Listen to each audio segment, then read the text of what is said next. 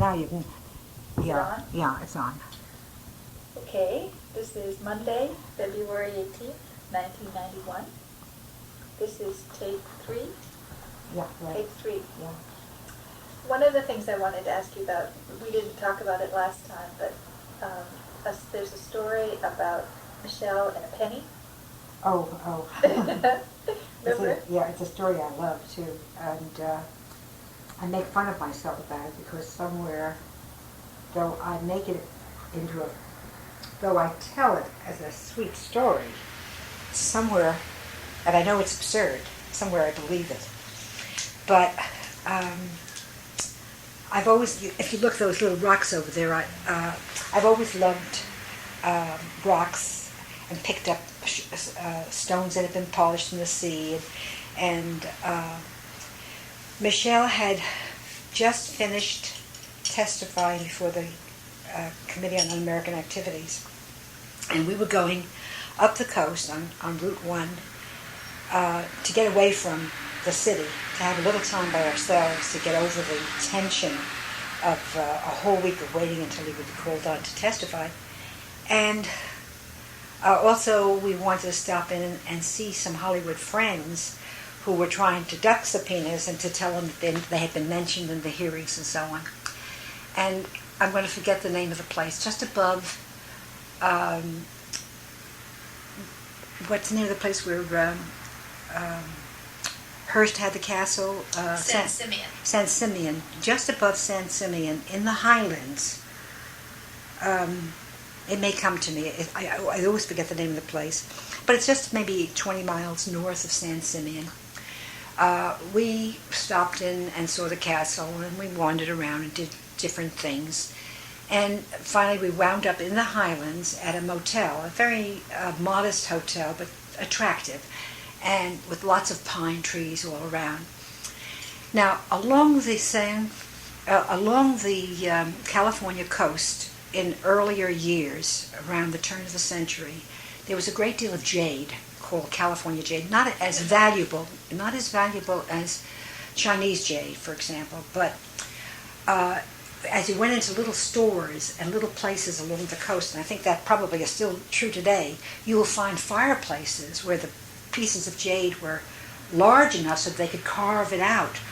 And there's also some kind of reddish kind of stone.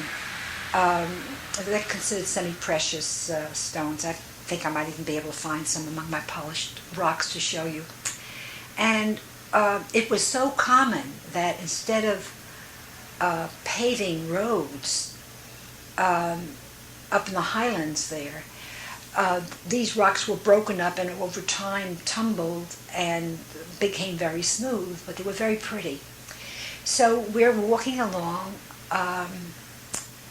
in the evening, and it's still light, and from time to time I lean down, I bend down, and I pick up a piece of jade. I mean, tiny pebbles, not any bigger than the nail on my pinky. Some that were red, but mostly jade stones. And they were so pretty, I kept, shaking them in my hand and saying, "Michelle, isn't that a pretty one, And at one point he chuckled and he said, "Of the two of us, you're the romantic one." He said, "You're picking up pretty stones, and I pick up," and he reached down and picked up a penny. He said, "I'm the practical one." So that's the end of that story. Well, that's 1951, when he appeared before the committee. In 1954 he died, and in November. And the following summer, friends of ours who knew that we had gone camping a great deal with the children invited us to go camping with them in Sequoia. And I did, with the two boys, and they had one boy, so there was a couple there, so there were 3 and 3 in the cabins. And there was a forest fire, and so we had to get out quickly, and it was very hot going through the valley. It was almost impossibly hot. And my friend said, "Look, there's a wonderful place up in the highlands if we just cross the valley, where we can stay overnight and get some respite, and then we come back on the coast, it'll be cooler." Because it probably was September, which is the hottest month. So we crossed the valley, and when we hit the coast highway, I was sure I recognized the place. And I thought, my heart began to race and I began to palpitate because as we began to wind our way up into the hills, I was sure that I recognized the place. And sure enough, he makes a right turn off the road and goes right into the parking lot of the place, which is the last place I'd ever had any kind of a vacation with Michelle. And I was so agitated. And the parking place is covered with these little tiny pebbles as well, it's not paved. I was so agitated I didn't want the children to see that my eyes were full of tears and I was shaking. So I opened the door and leaned down to pick up some pebbles, and I picked up a penny. Oh. Well, now that's 54. 1961, I went to the center. And the center was a very funny place. Once Zelman Cowan, who I think I talked about last time, was the dean of the law school at Melbourne University in New Zealand. Is Melbourne in New Zealand or in Australia? No, I guess he was Governor General of Australia. I got that wrong last week. Yeah. Zelman Cowan once said that they pay my way to come here first class. They put me up in a grand hotel. They pay me a very good fee. Everyone is so wonderful and warm. Come as 5 o'clock. The shutters come down. I might just as well not exist. Well, I came up to the center, and it was like that for me for months. People were very nice to me. They really were very warm. They were friendly. They were helpful. Came 5 o'clock. Everybody went up to they had their own little lives. And I was living in Santa Barbara, not knowing anyone. And for a while, only Tony with me. David continued to live in Los Angeles. And so it was a scary time for me because I was doing work that I was very uncertain of, was making great demands on me, and had not much social life. I was lonely. And one day I was walking up Sycamore Canyon, walking up into the hills, and already I had begun to have a small clientele for what Hutchins called my being a curbstone psychiatrist. I had already begun to have my own patients. And I said out loud to myself, but somebody has to see my face too, Who's going to see my face? I was close to tears. In fact, I was crying. And a car came down the road. I didn't want anybody to see me crying, so I leaned down on the road and picked up a penny. And the last episode I have to tell you about was after I took the bar exam, and I was waiting for the bar results to come out. Now, I remember when Evelyn heard the bar exam results were out, she began to tremble so, and she asked me to go with her to the state building to see what the results were. So the tension was just enormous, and I think I told you last week that I felt so many people's hopes were riding on my back. I was terrified that I might not pass the bar. And I was walking down on Diamond Street, and again I was complaining to the gods, that nobody sees how much support I should be having now while I wait. And again, a neighbor began to come in my direction, and I didn't want to be seen as weeping. And I leaned down as if I were going to pick up something, pretending I'd lost something, and there was a penny. That's my story about the penny. What a wonderful story. Yeah. And somewhere, I know it's ridiculous. I know that there are people find pennies all the time, and it doesn't mean anything. But somewhere I'm convinced that he watches me. I really am convinced of it. And lots of times when I've told the story to my sisters, my middle sister, not my older one, my middle sister will say, Michelle's watching you. And or Michelle's watching us, and she'll pick up a penny. Can we talk a little bit about Michelle? Oh, I love to talk about Michelle. Tell me what you know about his origins. I don't know as much as I wish I did. He was born in a place called Szczecin, which is Sccezercec, as you can imagine, which was part of the Austrian-Hungarian Empire. He was born in 1899.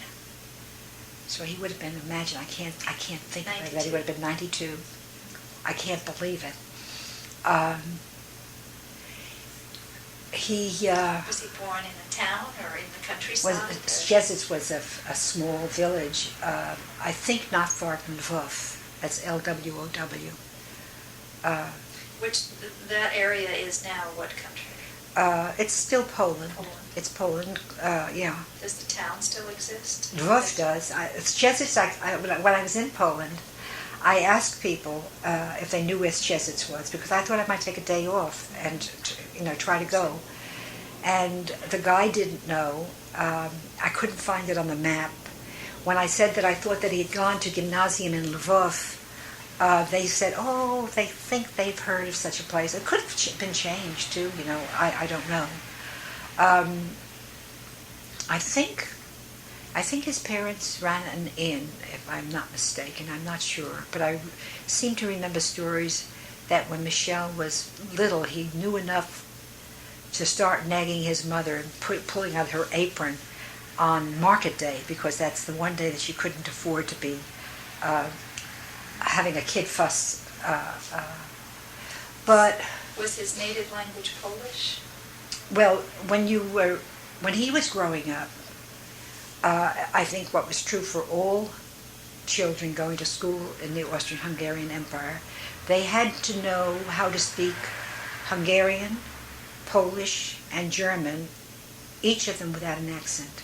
They had to be able to be letter-proof in all three languages, and because all three were spoken. And I remember stories that when he was young, still, and the war broke out, that he crossed the Carpathian Mountains on foot, to go to the This is the First World War? to go to Vienna. Did he have brothers and sisters? He had one brother, Salo, which is a diminutive for Solomon, and a sister, Rosa. Is he the oldest, the youngest, the middle? He was the baby, yeah, and I think his mother's favorite.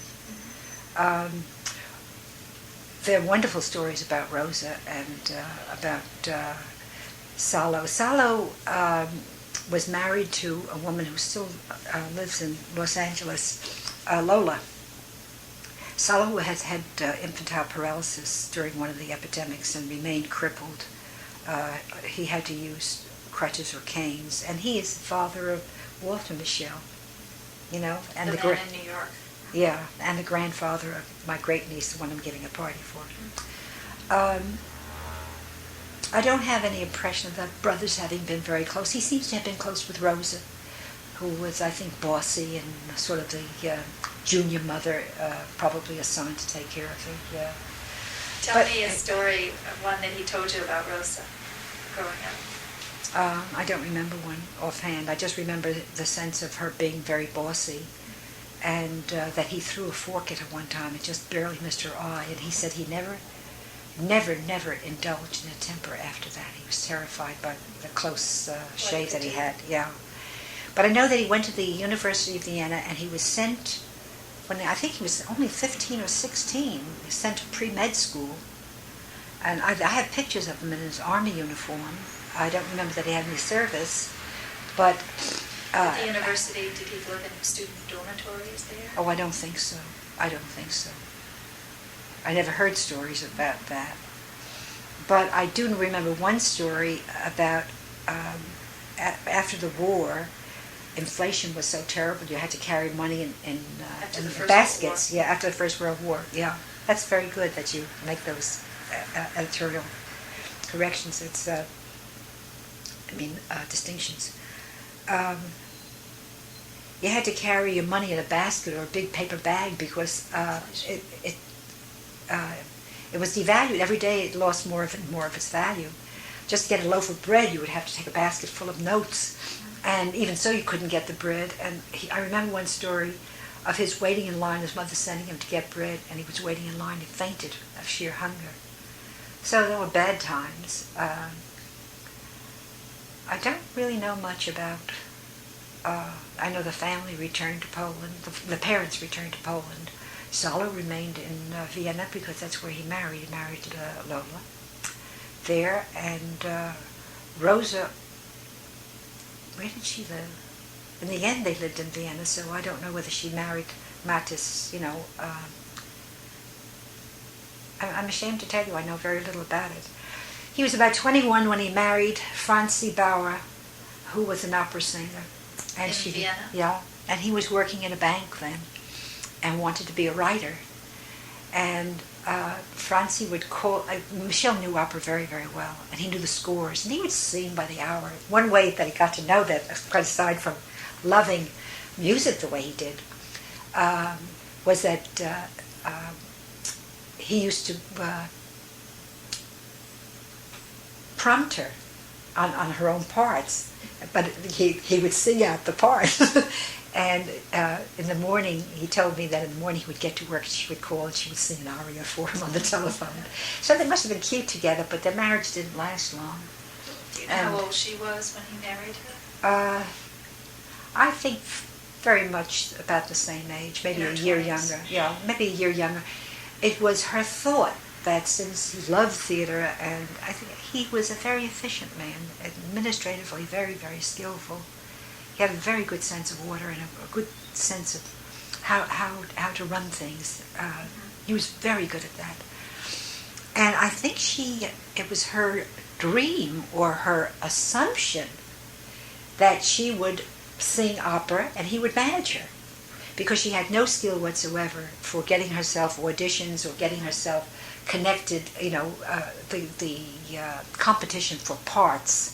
Michelle's told me lots of stories about Lottie Lehman and other singers about how they competed for parts and how they competed for composers' attention. Well, apparently she had no great skill in that way, but she had a lovely voice, and that I can testify to, because when we got married, she sent us an album of her records, and she had a very deep, beautiful contralto voice. And then friends of mine who heard her sing after she came to America, she sang at the Riverside Church, said her voice was just lovely. Lovely. And so I think they were married a couple of years, maybe a year, maybe 2 years, and they got a separation, a legal separation, which required only a paper to be signed and filed with whatever government body was involved, and that would have been a divorce. But for both of them, it was very convenient to remain married. They had, I think that it was post-war, World War I. By the time they got married, when they married, they lived in Frankfurt first. So they had already gone to Germany. And after working in a bank, Michel began working in a newspaper, began writing. Was he? Do you know what job he had there? He was a reviewer. He reviewed ballet, opera, concerts, books. Do you remember the name of the newspaper? I think it was Frankfurter Zeitung. I know the one he worked in Berlin, which is where he really made his reputation, was Volkswirt. The V is it's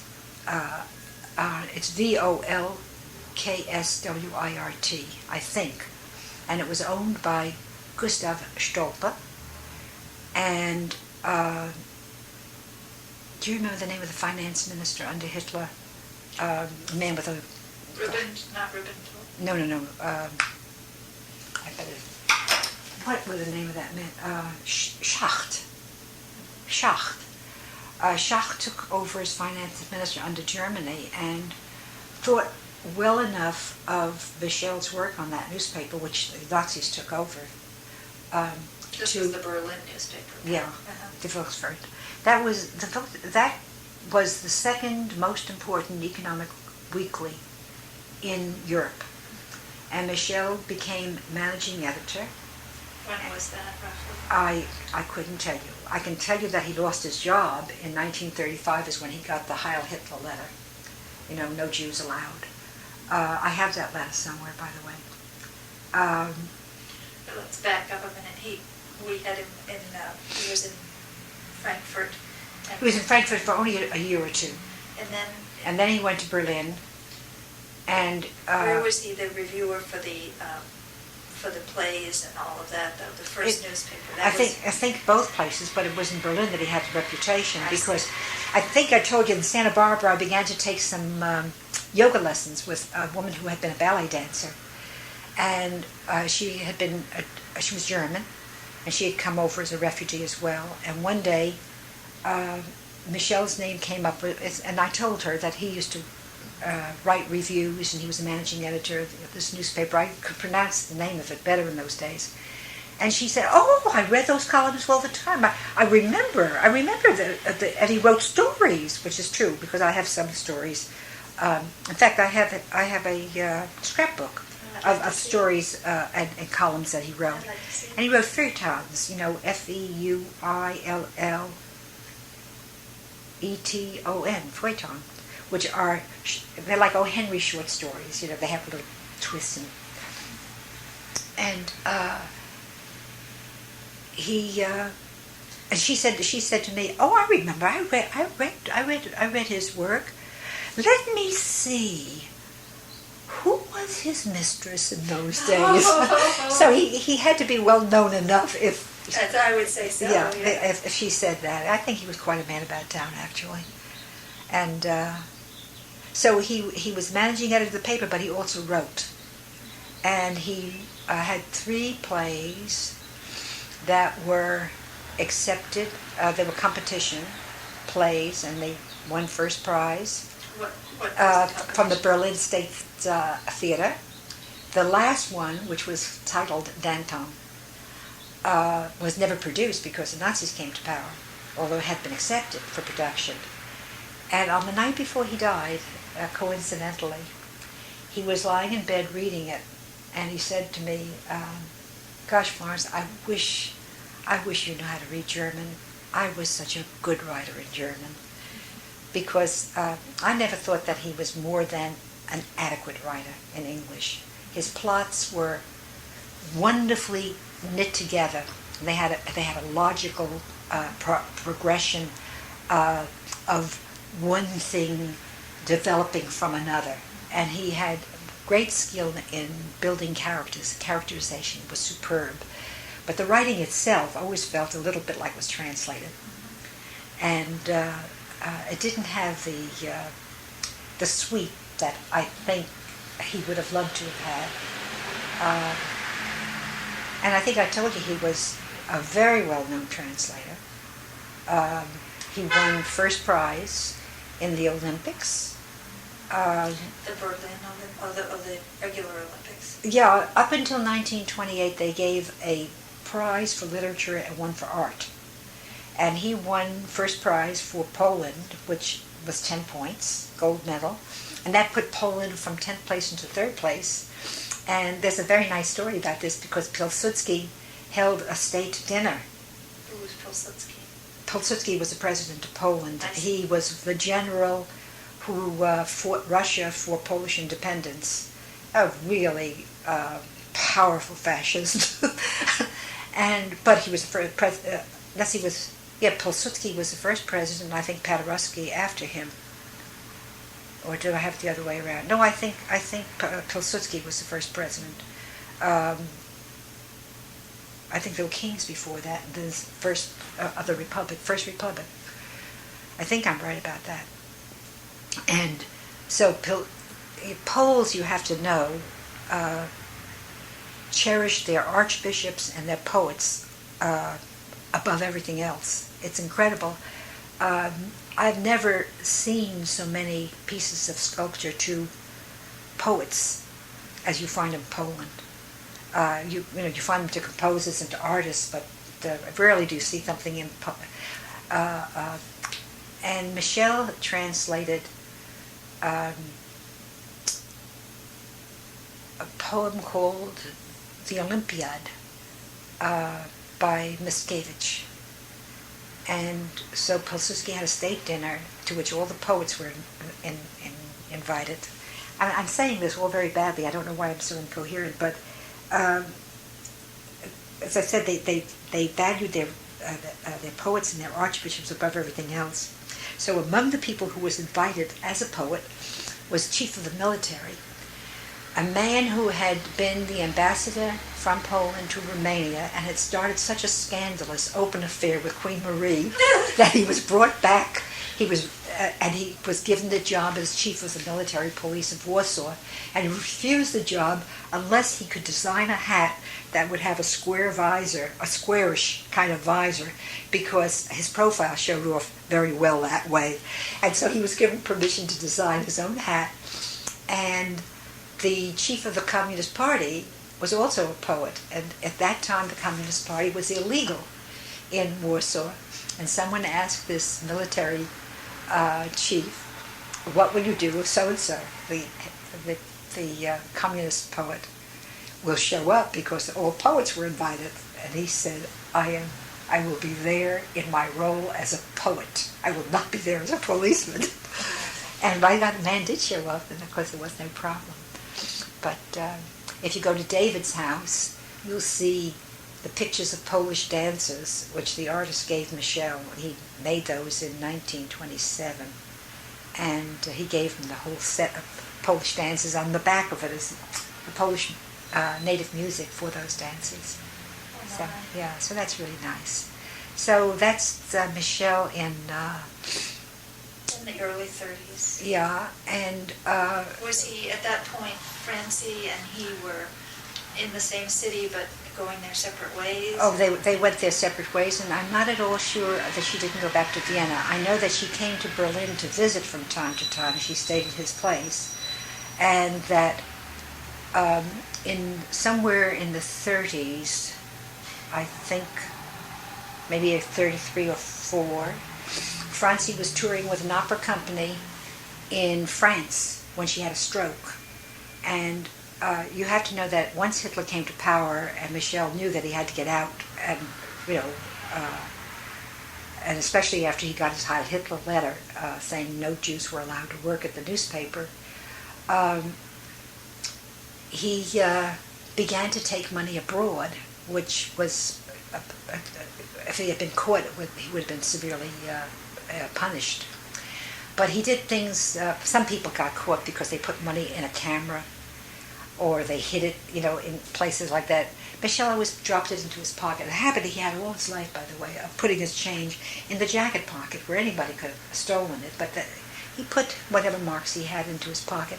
And as a newspaper person, he could go frequently to Copenhagen, which was one of his favorite places, and to Prague.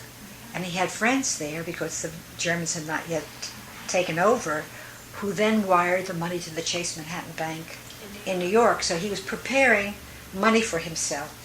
And in this marvelous way that the postman always rings twice, he got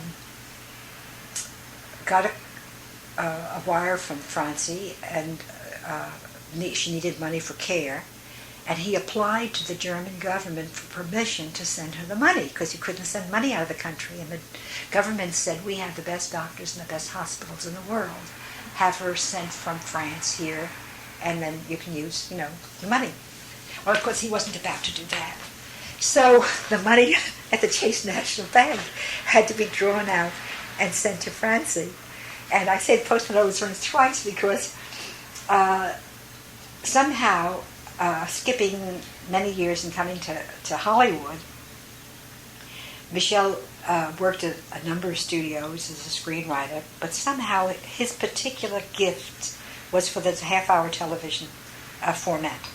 The short form suited his abilities much better than the longer screenplay form, the film length. And he got a job working as a story editor and writer on Bing Crosby Enterprises, and they produced Fireside Theater, which was the first really successful anthology series. In fact, the first dramatic series to get an Emmy. And again, under Michel's aegis, everybody gave him credit for it. So after they won the Emmy and after the ratings went up, and the whole quality, once Michel came aboard, was so improved because already the blacklisting had started in the industry, and Michel was able to get very good writers. He not only got good writers to work for him, but he paid them. He was entitled to 2% royalties on every film that was produced. He paid the writer his 2%, so they got an interest as well. So he attracted very good writers. And he came home one day. He called up from work. This is very scattered, isn't it? It's like it's fun. it's interesting. Can you follow up? Because it seems to me I'm hopping all over the place. He telephoned me from the office, and he sounded excited. And he said, "Get a sitter. We're going out tonight." And I said, "What's up?" He said, "Never mind, but dress nicely. We're going to a fine restaurant." And I said, "What's up? It's Monday. I mean, well, who goes to a restaurant on Monday?" He said, "I'll tell you when we have dinner." So I got a sitter. I got dressed up, such as I could dress up. And we go, and I keep nagging him all through dinner. What is it? You seem so excited. What's happening? What's up? I'll tell you when we have coffee. So we get coffee and dessert, and he said, "Now, if I could grant you a wish that money would buy, what would you wish for?" So I said, "More closet space." So then he told me that the sponsor, which was Procter & Gamble, the agency had come out with the sponsors, and they had said to Michelle that we're very well aware of the fact that the whole quality of the programs has changed radically since you've been here, and we know what your role has been. So we would like to offer you a contract. The contract was this: they would double his salary. They would give him a 7-year contract with no options for 2 years, because in Hollywood we always had the expression a 7-year contract is good for 13 weeks. And in those years, only the studio had the right to renew or not to renew. You didn't. If you were signed up for, So a 7-year contract, did I say 13? A 7-year contract is good for 13 weeks. 13 weeks, yeah. Right, but here they were offering him a 7-year contract with no options for 2 years. So for 2 years we knew that his salary would be doubled. And in addition to that, he was going to be given a series of his own to produce, and he would be having whatever the royalty was. He had 2%, they were going to give him, I think, 5% royalty on all sales. So he said, we would be making more money than, my God, than we ever dreamed of. And he said, "Let's be practical about it, Florence. This is such a crazy industry." He said, "In 1 year, I can sock away enough money to buy you a house outright. So no matter what happens, you'll always have the house that you want." He said, "Should we agree we won't change our way of living? And we'll put it all down so that whatever we buy, no matter how bad times are, you'll have the house free and clear." So we agreed. And the next day he got a subpoena. So that's, postman always rings twice. He got the money to Chase Manhattan Bank so that he could start a new life in America. Then he had to use it for his ex-wife. And here he, Let's go back to the early 30s. What more do you know about the letter, the Heil Hitler letter?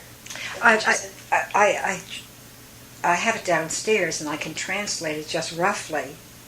At the time he was the editor of the paper? That's right. And Stolpe, I have to just tell you one thing, that Gustav Stolpe was the owner and publisher of the paper.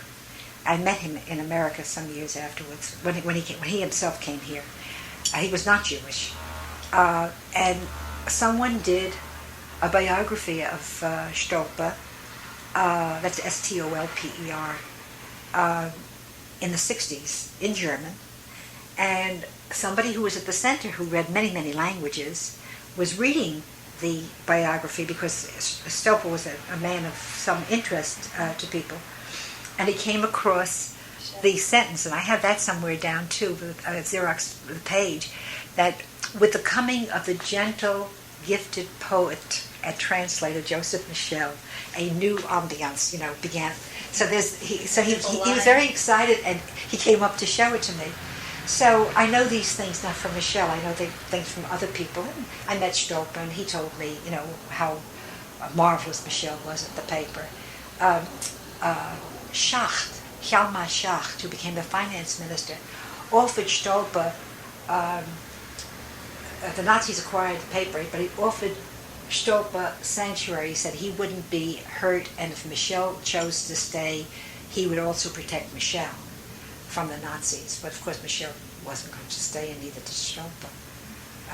I mean, who could trust? Who could trust the fact that Schacht would continue to have that power to begin with, and who wanted to work for the Nazis? So, but it does speak to the quality of the work that they must have done. You know. So in 35 he gets something. In 35, he managed to get assigned by the Polish government to do a series of articles about America. This is after he's off the job as the editor. Right. He was fired, I think, in 1933, shortly after Hitler came to power. I could check the date. I don't remember the date. And for 2 years, he waited around for a visa, which didn't come. And he had ulcers. And he cured his ulcers, he said, by drinking brandy every night. I think he drank a great deal. It was a very tense time. And then one day he didn't get a visa to come to the, I think he got a visa. He got a visa because he got an assignment to do a series of articles about the United States. It was a fake assignment. But he did have some money still in Chase, Manhattan, so that he didn't come as an indigent. He came without a word of English. This is in 35? In 35. And the interesting thing is that we were absolutely fated to meet because I left New York in 36 on a Monday morning, and the day before that was the opening of the Van Gogh exhibit. And I went to it because I didn't know whether I was coming back from California. I was taking a 2-week trip through the canal, but if I knew that in my heart that if I found a job, I would not come back. So I went in the afternoon, very soon. It opened, I think, at noon, and I went very soon, early in the afternoon. Michelle went to that exhibit that same day. I then lived in a number of places until Miss Pepperdine. Remember I was trying to remember Pepperdine University? Until Mr. Pepperdine gave me this marvelous deal where I could have the apartment for half price.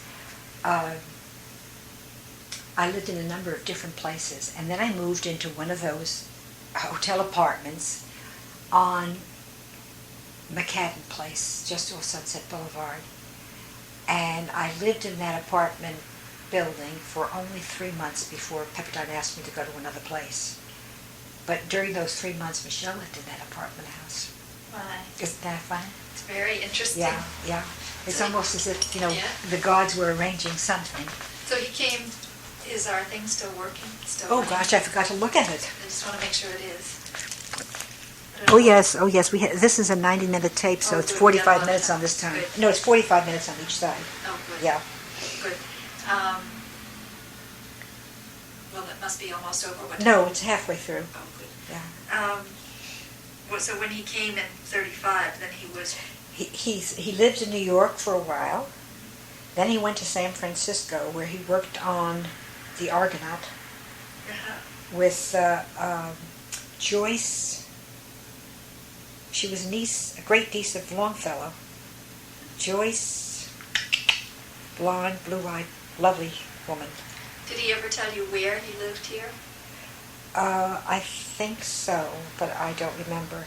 He was Robert Moses, who told a story about him on a radio some years later, which is the first I ever knew about this. I may have told you that when Michelle was trying to teach himself English, while he lived in New York, he would go to movies every day, sit through 3 to 6 movies and listen, and sometimes see them over again so he would get the expressions.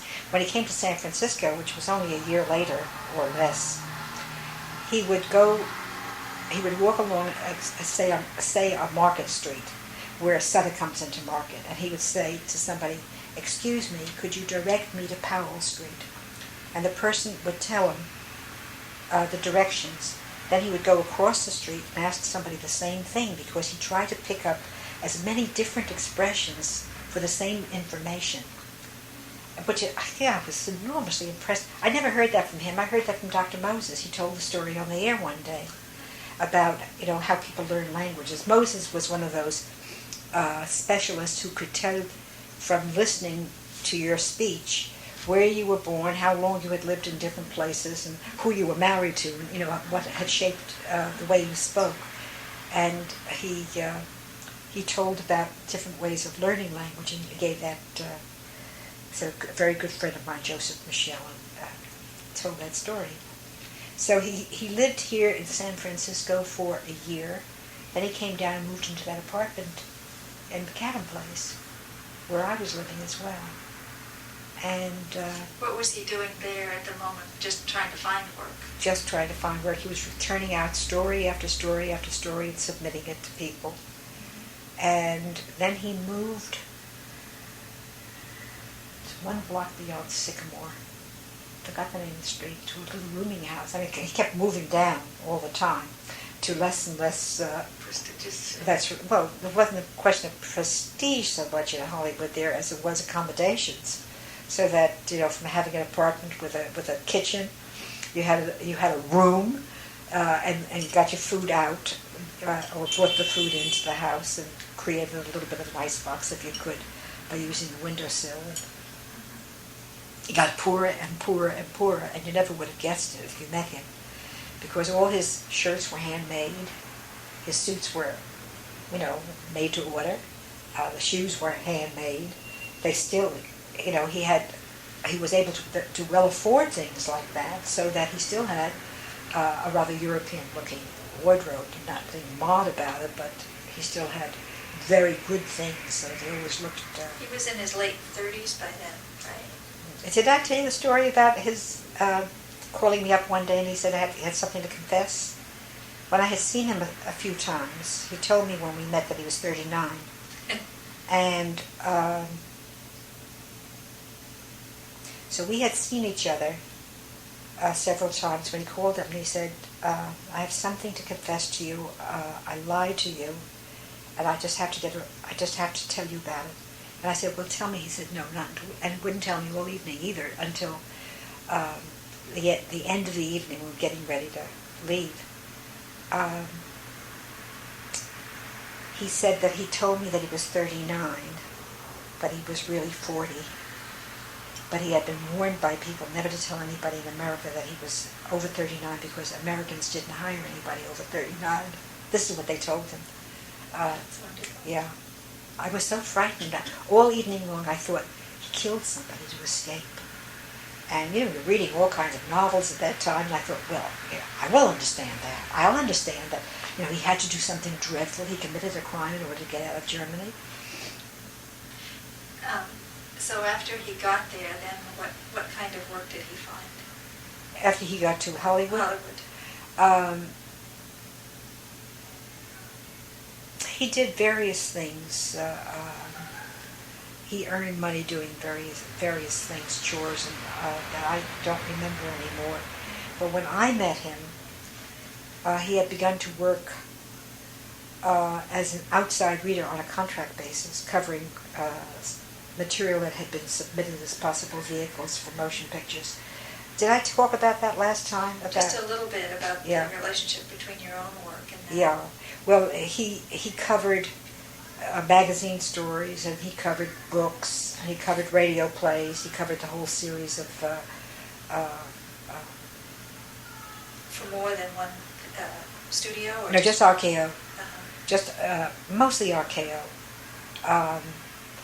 I think that he got some work from some of his friends. The Capers, Bronislaw Caper, whose name you probably still see as the composer on the music at MGM. He got a couple of Academy Awards, I think. Bronick and he had known each other in Paris and in Warsaw and in Berlin. And I think from time to time, other people who they'd known each other abroad, they found, if there was a job to be done, or they got them jobs to do, but I don't remember what they were. I know that he was enormously sought after as a dinner guest. He was, an elegant pair of legs to put under a table. That there always was a shortage for men. He was a single man, unaccompanied, and he was knowledgeable. He was charming. He had an incredible amount of information. The conversation. Ronnie, I don't exaggerate.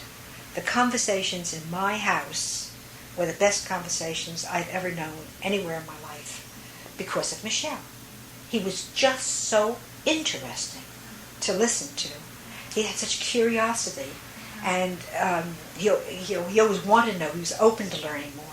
And he had such a sense of laughter, that big laughter, a big chest bellowing out of him. He could set a whole theater on laughing. It was so contagious. And I think I told you when I was up in British Columbia with Jesse visiting the Baravellis, Mary and Barry kept saying, "Remember how Michel laughed? Remember that laugh?" It was wonderful. So he was invited. He was as poor as a church mouse, but he went to the most elegant dinners. David Sarnoff, when he met him at Gertie Kahn's house, called Gertie Kahn up the next day and said, "Who is that man? He's brilliant." And when she told him, "I wish you could help him because he's looking for work," he lost interest immediately, because how could he be anything if he didn't have a job? It was marvelous to see how people were fascinated by him and asked questions about him, and then thought, well, there must be something wrong, or he would have had something to do. So, when did he get involved with Val Lewton? at RKO, he was doing outside reading, and his analyses were incredible. I mean, his ability to analyze something. I still have things that I submitted at Paramount as my work, which are his work. I mean, I wrote it, but he taught me how to analyze a vehicle for theatrical purposes.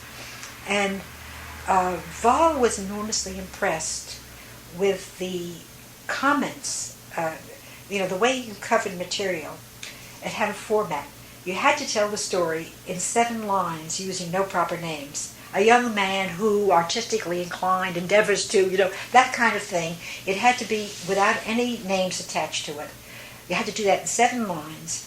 Then you had 29 to 30 lines, depending on where your typewriter stood, to do a summary on the same page in which you use the names and you use places. If you liked the material, then you wrote what was called a synopsis, and that was your own judgment, whether it would be 4 pages or whether it would be 30 pages or more. And there you did, in the summary you had no dialogue, but in the synopsis you had dialogue and so on.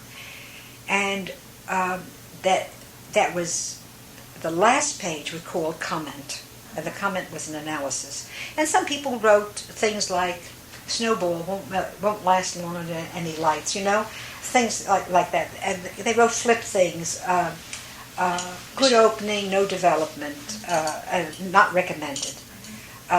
If you did recommend it, you say why, and you say all the things that were wrong with it. And so you would give both an analysis of the thing and then your reasons for it. Michel, being Michel, wrote quite fully, and Val was enormously impressed by the way in which he dealt with material, and one day asked him to come to dinner with his secretary, and I don't know, it was Bob Wise or Mark Robeson or somebody who was working on a film. They went to Lucy's on Melrose for dinner, and when they came out, the stars were so low and so bright, and Gaval said, "What is that line from the Iliad?" And Michel just rattled it off in the Greek, in the classic Greek, and Val decided this was the kind of the man he was. He decided that he had to be a writer on his unit.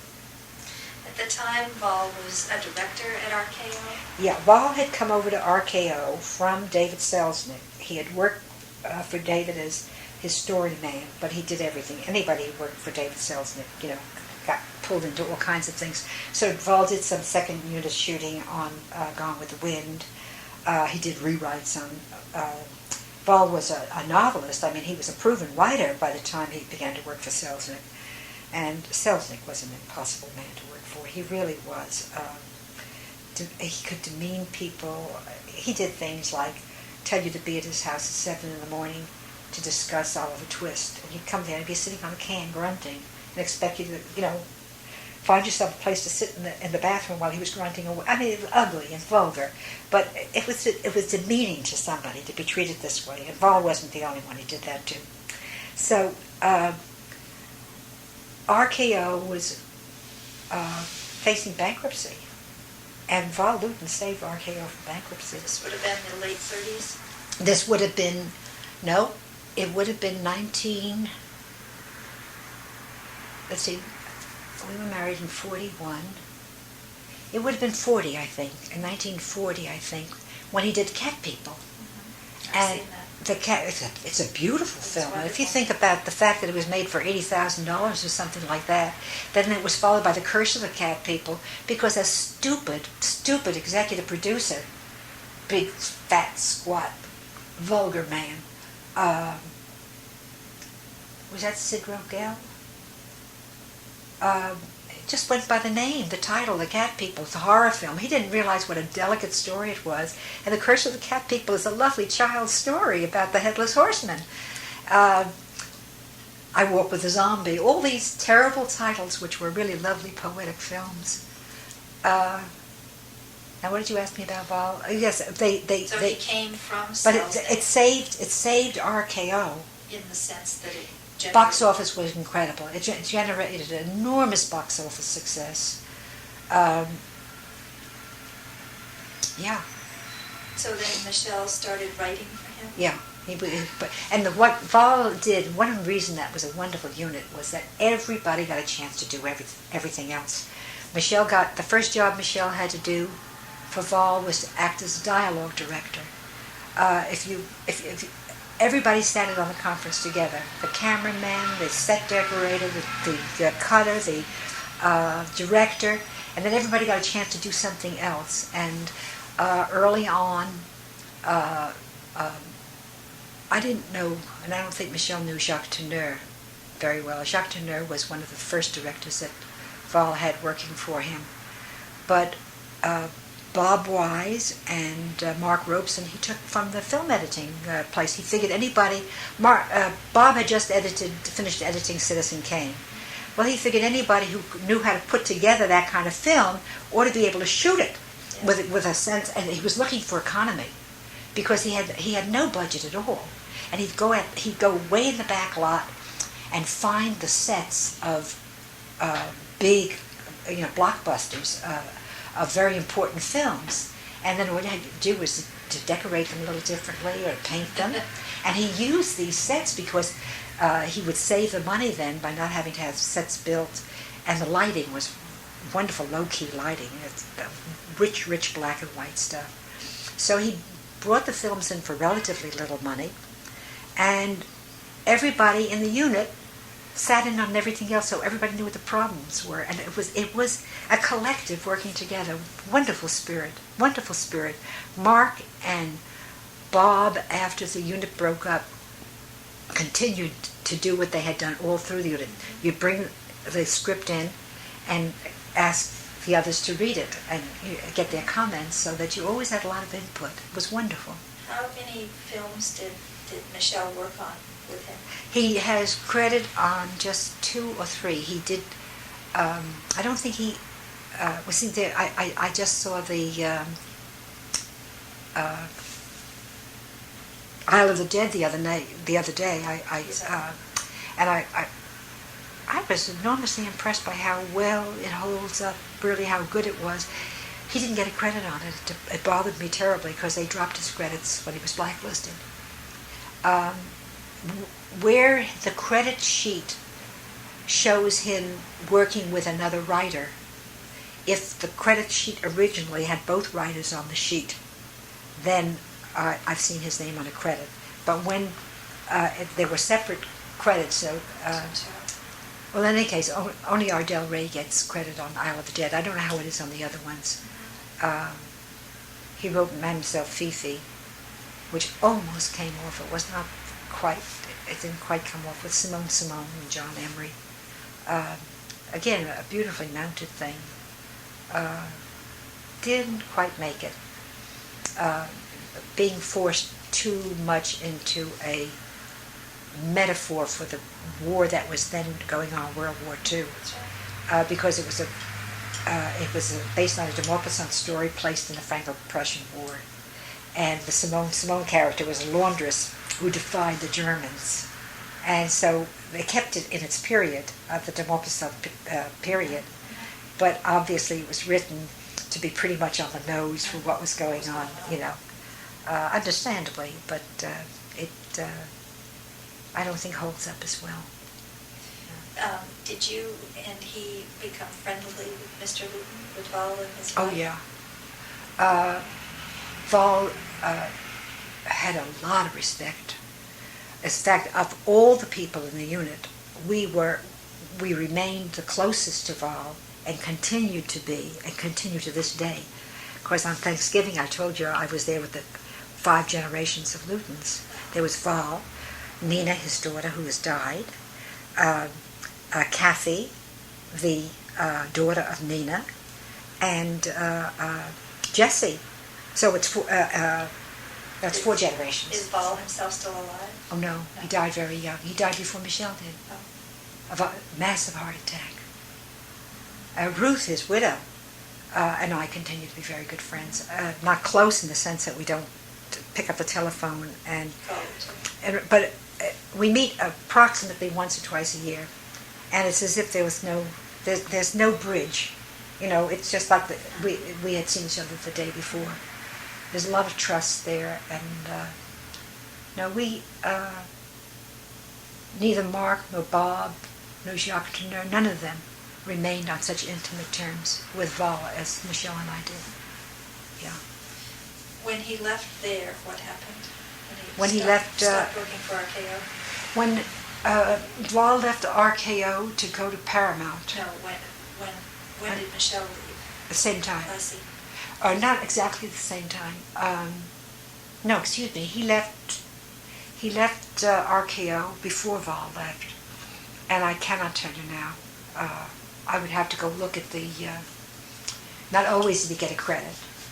For example, he and Phil Stevenson worked on The Naked and the Dead at Warner Brothers. Warner Brothers did not make the film. They didn't use the screenplay. He worked on a lot of screenplays that never got shot. I know the studios he worked at. He worked at Universal. He worked at Paramount. He worked at the Selznick studio. I think he also worked at Republic, but I'm not sure. I don't think he ever worked at Warner's or Metro, but I think he worked for almost all This the would have been others. in the early 40s by then? Yeah, he worked until 1951, when he came up before the committee. And, it's very strange, you worked,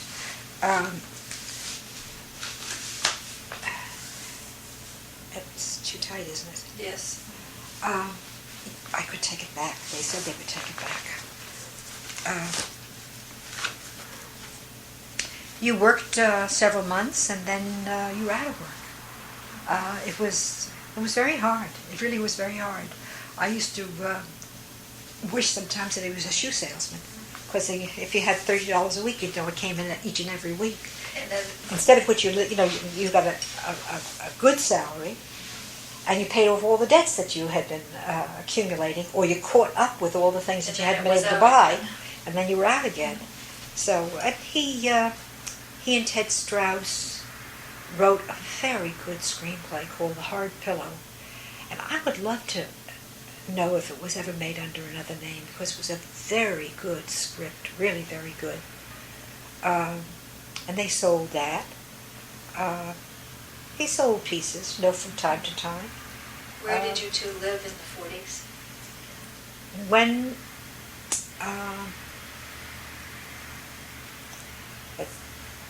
he moved in with me when I lived in Hollywood on Kingsley. When I moved out of the Pepperdine building, my sister Lee and I moved into one of those lovely rows that you sometimes see in old Hollywood movies. They don't exist anymore. I think they've pulled them down, most of them, and built apartment houses. But they used to have these little cottages facing each other across a court. So Lee and I shared a cottage there, and he would come and he'd stay a lot of the time, but he insisted on having his own place. And then when Lee and I moved to Kingsley, he just kept his own place for an address, sometimes to make some phone calls or meet somebody there. But we lived together there. We got married out of Kingsley and then moved to West Los Angeles. Tell me about your wedding. Oh, wedding was, it was very unromantic. He did not want to have a wedding. He was adamant about it. He said if he saw Rosie crying, after Rosie was so anxious, that I was already 26, and she was so anxious that I wasn't married yet. If he saw her crying, that he would just make him so angry. And he didn't love my mother yet. He came to love her very dearly, but he was largely irritated by her in the early days. So we decided to go to Las Vegas to get married and to combine that with a trip of a week at Death Valley, which was incredibly beautiful in November, and unspoiled in those days. And all the way up, he looked so depressed. He was so hunched over the wheel and couldn't get a word out of him. Finally, I said to him, look, if you're this depressed about getting married, we don't have to get married. We can go away and have fun. We've gone away for weekends before. We'll go away for a week this time. And we'll have a good vacation together. We don't have to get married. Forget about it. No, he said, nothing bothering me. It's just cold. It's very cold. Well, it wasn't that cold. But, so he went over and got the bellboy to come with us to walk over to the Justice of the Peace. And I remember being irritated because it was so unromantic. The whole thing was so unromantic. There was no ring and no flowers. And so I said to the bellboy, where's the place where we get the best steak in town? And Michelle said, say something romantic. People know we're getting married. And I looked at him, gave him such a scathing look. I think it's in the store now. And then we stayed overnight that one night, and then we went off to Death Valley. And on the way, a pebble hit the oil pan, and all the oil drained out. And we were hours before we could get anybody to get us to a station where we could get things fixed. But the rest of the trip was good. And Camping the whole time? no, we took little motel places. They were very, very modest because I don't think that in those days I remember anything elegant at Death Valley, and if there had been, we wouldn't have been able to afford it. And then Gertie Kahn, who was a dowager, you know the Kahn playground down at the, well, that's named for her husband, Julius Kahn, gave that to the city. She had come from San Francisco, and she was old San Francisco, Jewish rich family, and she was crazy about Michelle. She had moved down to Los Angeles to be near her daughter. And so Mrs. Kahn gave a party to celebrate our marriage, and I remember Rabbi Magnin was there, a pompous ass, who said, you're not legally married because I didn't marry you. And Michelle said to me, I think you better get a ring, because Gertie would be shocked if you don't have a wedding ring. And so I got my ring measured, and I called down on the telephone to Macy's, or May Company, I guess, or something, and said, do you have a plain gold wedding band, 14-karat gold, plain? And they said yes, and I said, no, charge it and send it. And when it arrived, Michelle said, what's that? And I said, I think that's the ring. So I unpacked it. He said, oh, well, let me put it on. And I said, no, you're not going to get to put it on. You didn't even buy it. And he looked at me, and he told me afterwards that he hadn't realized, it never occurred to him that I might want a ring, or that it might be important that he should pick it out for me or go with me. It had just not occurred to him, but I seemed so modern, and I seemed to slough off these things and insist on being so unsentimental, but I wouldn't let him put it on. And for our first anniversary, He said to me one time, "Do you mind letting me have your wedding ring?" Lillian, a woman who was at RKO, was talking about wedding rings for her friend, and I'd like to show her the kind that you had, because I think that's very good looking, just a plain gold wedding band. And so I took it off and gave it to him, and he said, she don't mind, she has it for a few days to show her friend. And I forgot about it, I didn't bring it back right away. Well, for our anniversary, or my birthday, one or the other, he'd gone to Adler, who was the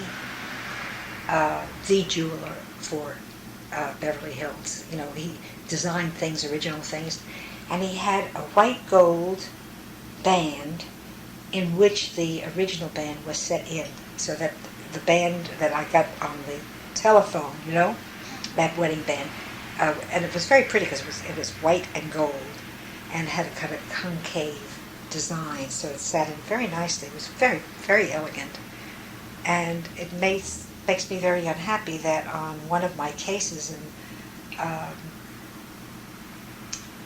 Sacramento, I had a trial, and night before trial, I guess I tossed and tossed. The ring came off, and when I realized it, I was already we were already in the hearing when I saw that I didn't have the ring, because I also used to play with it. And first chance I got, I called the hotel, and they asked the maid about it, but she hadn't seen it because she probably just pulled the sheets and threw them out, So that's... So it was gone. Oh, yeah. I always want to give it to one of my sons, but it's gone forever. Well, do you remember how it came about that he asked you to marry him? I told you that I was engaged to Maislish. Right. And I left Maislish and said, you don't have to be embarrassed. I told you that story. And I had met Michelle just before then. And Maislish had... Did I tell you how I met Michelle? I don't think so. Did I tell you how we came to the office? Yeah, I think you have told me, but I don't know that we've said it on Yeah. tape. Why don't you do that? Well, it was still the Depression, don't forget. This is 1938. Or maybe early 39, because late 38, I think after Czechoslovakia, but before Poland, before the Nazis marched into Poland. It's still the Depression. And Maislish had a very soft heart. He was always promising somebody a job, but of course he couldn't do anything about it. Then they would call me, and they would plague me, and they would plead with me, and say, but he promised me, but he said, won't you... And so I said to him at one time, the next time you promise somebody a job, and you don't come through with it, I am quitting without 5 minutes' notice. So the other thing I resented was that he would make appointments with people and not take into account that I was making appointments for him to see people. So I also warned him not to do that. Well, he talked to Gertie Kahn, who asked him to see Michelle, and said, this is a wonderful man, and I hope you can do something to help him. And so he made an appointment to see Michelle and brought him in through the back way because he didn't want me to scream about the fact that he made the appointment without checking with me. And he was in there, and I kept buzzing the thing saying, you've got these people waiting. I kept buzzing saying, you've got these people waiting. I was mad. They put Michelle out through the back way. And he came out and said to me, this is such a brilliant man. I feel so stupid. Here I am sitting in this office, and I've got this job, and I've got this pay, and this is such a brilliant man, he can't get a job. And I didn't promise him anything. I told him I couldn't help him. So a little while after that, Michelle called and said that, they gave me his name.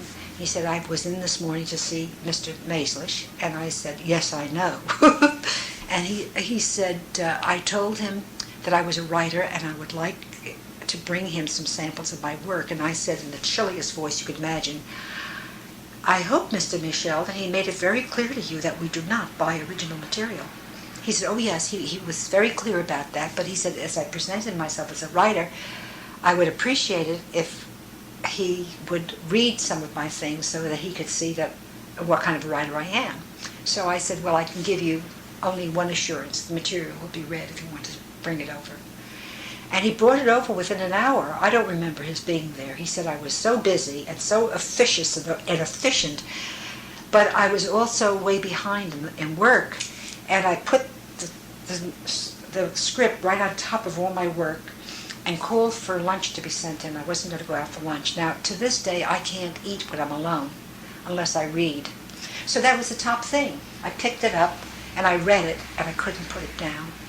I called him immediately and said, Mr. Michel, this is Miss Davidson. And he said I spoke so rapidly he thought I said Higginson.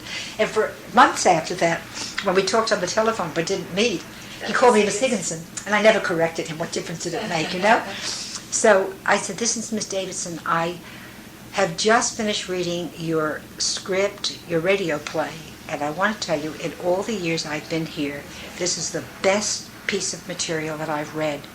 And I said, as Mr. Maeslis explained to you, we don't buy original material, but if I have your permission, Charles Boyer rehearses here. I'd like to submit it to the agency for Charles Boyer's Woodbury Soap program. I think it would be ideal. Well, he said that when the telephone call came in from me, he was in such a depression because wherever he turned, nothing happened. And he said, this voice came over the telephone and it was so enthusiastic that he just felt that some little angel had taken over, for him. And Little did he know. and from then on, I would call and say, I gave it to I think it was Benton and Bowles or whatever the agency was, and they liked it, and they would get it to the sponsor, which was Woodbury, and Woodbury liked it. They had to submit it to Boyer, and Boyer liked it. This went on for weeks until Woodbury came back with the answer saying that, we can't have this. It was an anti-Nazi play. It was a wonderful one. And they said, we sell soap in Germany. They couldn't sponsor a thing like that. But by that time, we had talked, he would call and say, do you have any word? Or I would call him as soon as I had word. And I would be encouraging and tell him not to despair. So then he said he'd like to take me to lunch. I had been so nice. And I said, well, that wasn't necessary. He said, no, I know it's not necessary, but I would like to. And all I could think of, Ronnie, was that Maeslis had told me that he was poor, that he didn't have any money. And where could we go that was cheap? But not so cheap that he would think that I had no taste. So there was a little place on Sunset Boulevard where if you ate out, they would only serve you sandwiches. And you could have a sandwich and a cup of coffee for 50 cents. Well, on the day that we went there, it turned unseasonably cold. I was so cold I couldn't wait to get away from the lunch. And then he called again lots of times. And we went to Chinatown, and my fortune cookie said, you were about to make a friendship of lasting importance. What did he say, at least, was going on with him and why he was attracted to you? And what about you? Oh, you asked me how he came to ask me to marry him? We had, I left Maeslis. I expected that he would come around and everything would be all right, and he did. I think I told you about that last time. But in the meantime, I was seeing Michel almost every day. We were going to the beach. But not sleeping together yet? No. And one day, he said, no, I didn't go to bed with him while I thought I was still going to marry Maeslis. And one day he said, I hope you'll never put me in a position of having to accept assistance from somebody you're involved with. And I was nagging Maeslis to get him a job at Warner Brothers, and he was trying to, and he might have succeeded if I hadn't called it off. And that's when I said, well, as a matter of fact, I have been involved with Maeslis, and I'll call it off if you want me to. And he said, I don't use my wife that way. So that was, and then I don't remember he's ever asking me to get married. He would say things like, well, let's not get married until we can afford 2 bedrooms, So it was understood. Yeah. Well, first of all, he was still married to Francie. I mean, he was, we were sending out affidavits of support to bring her over here. And the affidavits, she was in France, and the Nazis kept moving farther and farther south, and the papers would get lost, and it was not possible to go back to the same people and ask them again for an affidavit of support. They had to submit their income tax return and all kinds of lists giving all their assets, and that was very hard to get people to. Sure. I did that recently for someone, and I was very uneasy about the fact that I didn't know these people very well, and yet I had to give them a Xerox copy of my bank account, of my checking account, of my income tax return, of my of whatever assets I had, to prove to the government that if they were indigent in the first year of being in this country, that I was able financially to provide for them. And I gave that affidavit of support for a family of 5 people. And the reason I did it is, Lucy would kill me if she knew that I'd done it. She could have done it very easily. It was for her houseman. And she doesn't know about it to this day. She would be very angry with me because he really had his nerve asking me to do it. But the reason I did it was remembering how generous people were with Michelle getting the affidavit of support for Francie. So when did you get her out? Well, she came in 41, went straight to Tennessee where her brother was a rabbi living there, and I don't know whether they faked it or whether it was a 60-day divorce thing. They faked her residence or what it was, but within 60 days they were divorced. And then we were able to get married. Yeah. So we had to wait for that because I respected very much the fact he could have signed a paper, because we were not yet at war, don't forget. He could have signed a paper and filed it in Vienna, and the divorce would have been final. That's all it took, that's all it took, but then he couldn't have brought her into the country legally as his wife. And I had a lot of respect for his sense of responsibility all those years after, some maybe 20-odd years after they were separated, that he still felt the obligation to bring her here. Was she still ill from her stroke? No. What became of her when she got here? Well, when she found out from Michelle that he wanted a divorce because he was going to marry an American girl, she sent her sister out to meet me because, as her sister said, they should never have married. And we don't want to see him make a mistake twice. So they sent his sister out to see me because she wanted to make sure he was not doing anything impulsive that would be not a good marriage for him. I told Flora. Why don't you take that? I'll stop this. Right, we're talking about the fact that her sister came to make sure that I was right for Michelle. And we liked each other enormously. She was here for a week in Hollywood, and I took her to the studio, and I showed her how I took her on the set, yeah. And so she could see how things were, how they shot pictures, and we entertained her enormously. And she and Michelle got along wonderfully well. And she kept saying, he was never meant for Francie. She was never right for him. So I don't know how much of that was simply rivalry or what, but I liked her a lot. Did you ever see Francie? No. I was kind of astonished because Francie married once she got to America. She married her. And I can't now remember who it was who ran into Francie with her new husband. And she said, I think it was Michelle's brother, because he lived in New York. And she said, this is Michelle, she called him Heinz, this is Heinz's brother. And he said, he said, in the morning I get Heinz, in the afternoon I get Heinz, and for evening supper I get Heinz, and we get to bed, I hear about Heinz. So she must have still, had warm feelings about him. But when he died, I went to New York not too long afterwards.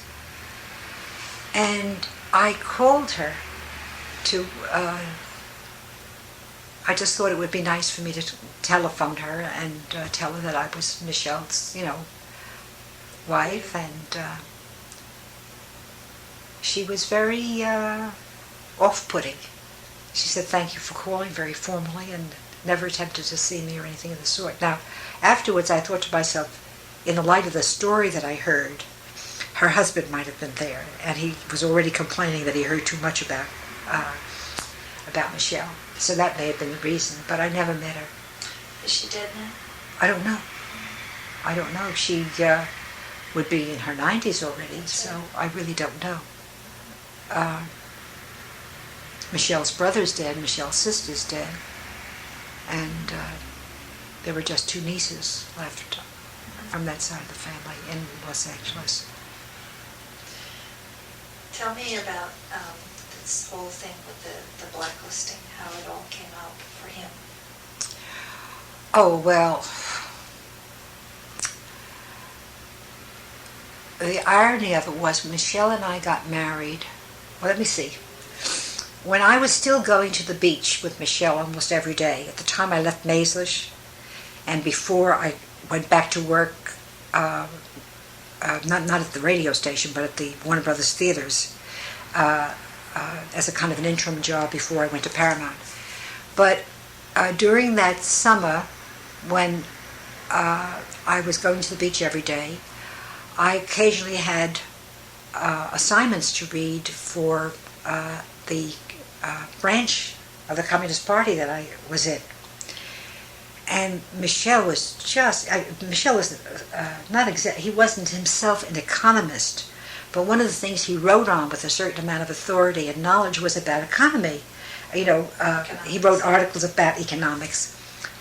And he was insulted by my version of what the Marxist theory was. And he says, "You just don't know what you're talking about." I mean, and he began to explain it to me, because as an economist, or as somebody who wrote about economics, he had to understand a lot of different schools of thinking. And he made things so clear for me that I said, "You really ought to teach the class that I go to, because the teacher doesn't ever make it clear this way." And I got him into teaching a few classes at the People's Educational Center, which was later on the Attorney General's list. What was the People's Education It was a Marxist school for studying all facets of history, not just the Marxist-Leninist theory, but an economic theory of the theater. How had you come to go to that? I was already a member of the party, and was suggested that I take some courses. You want me to backtrack and tell you how I got to be a member of the party? If you wouldn't mind. No. Then I'll pick up this afterwards. Then I was working at the radio station. My roommate Betty was working at Warner Brothers Theater, Warner Brothers Studio, the studio in Burbank, and someone tried to recruit her for the party, and I'll never forget. It was the most shocking way of being recruited. They said, "You know who's in the party in Hollywood?" And they gave her a whole list of names. So I wasn't very much interested in it until they told me that there was a class to teach you about Marxism. Now, this is the time of Spain. It's the time of rising fascism.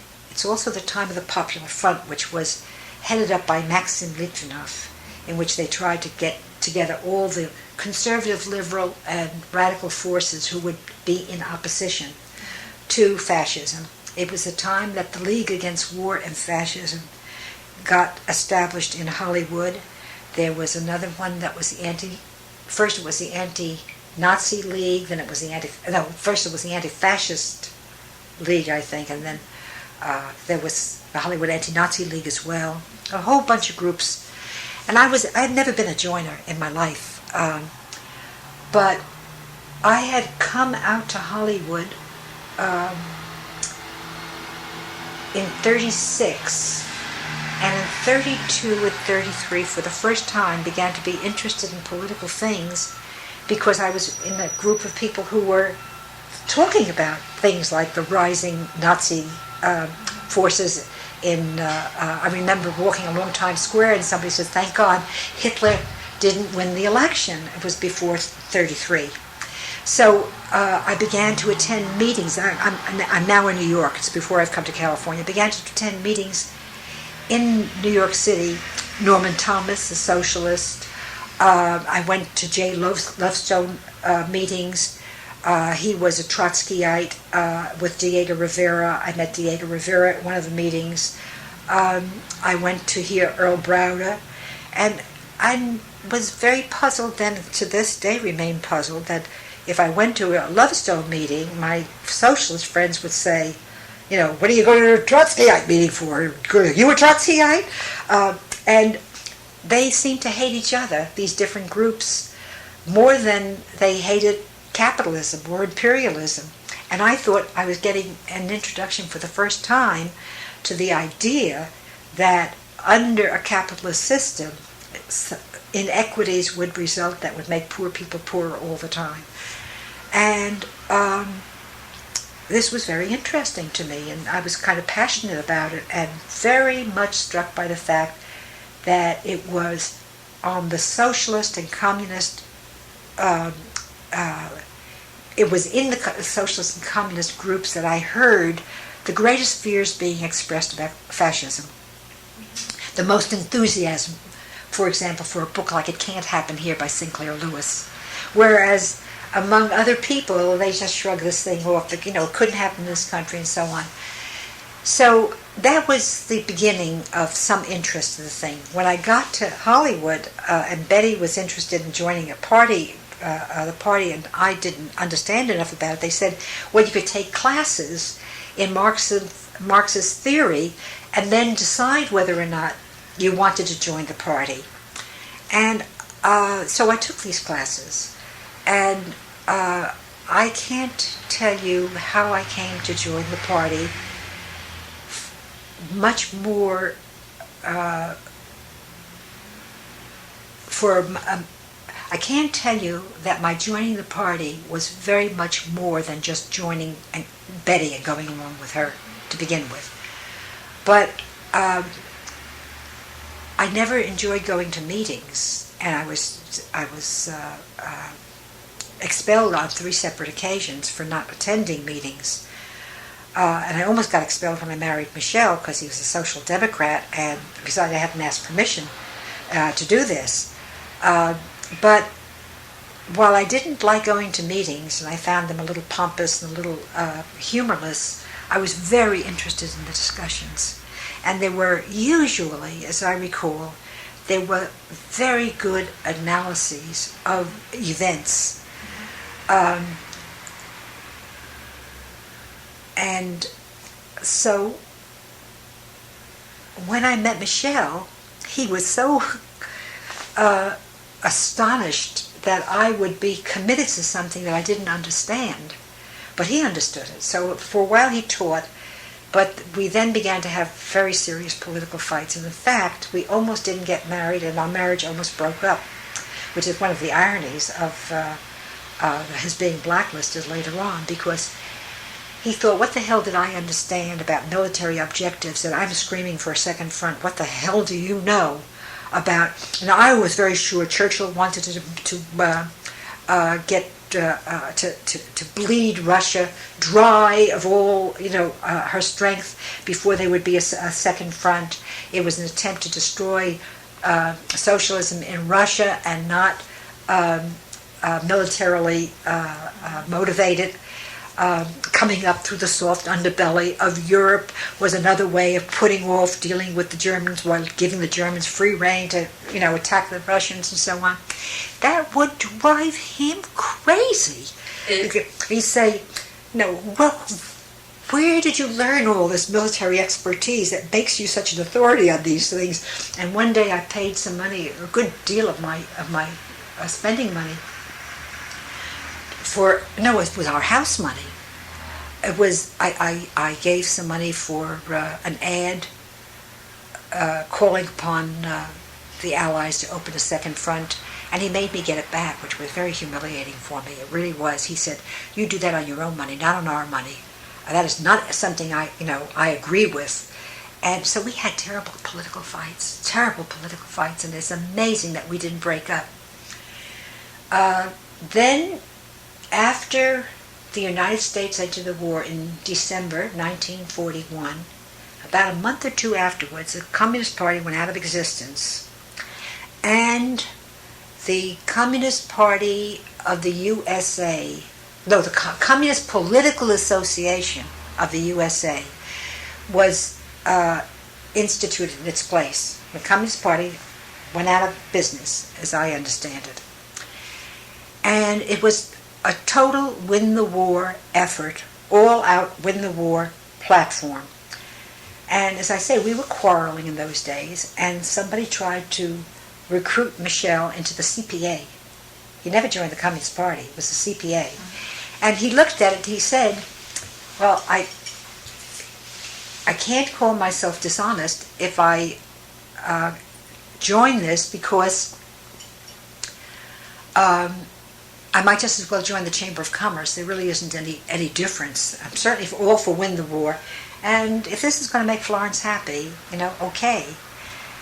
The interesting thing is, and I've never told it to anybody except Nora Sayre, is that I had decided to quit the CPA,